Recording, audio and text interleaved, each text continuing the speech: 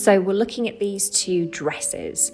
One is made of silk and one is made of velvet. They date to around 1821 and they belong to a little boy. So until about the late 1800s, young boys wore gowns or dresses until they were old enough to be breeched. So this is when they were put into trousers or breeches. The reason for this is that it was easier for a little boy to go to the toilet until he was old enough to deal with the complicated fastenings on his breeches.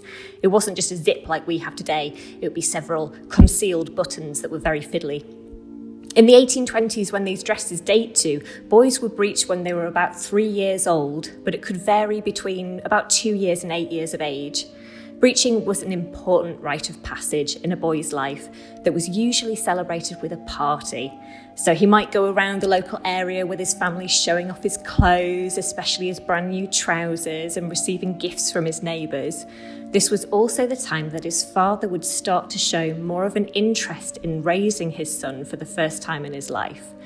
These dresses were worn by Rowland Wynne, 1st Baron St Oswald.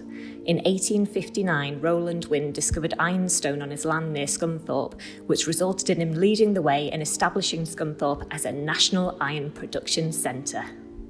I've chosen these objects because it totally challenges the gender norm that we see today.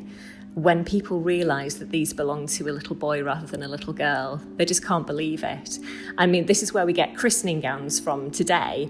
A christening gown, a shorter version of that would have been worn by a little boy, and the longer version that we have today is the kind of the overhang that we see from that. They're really interesting objects.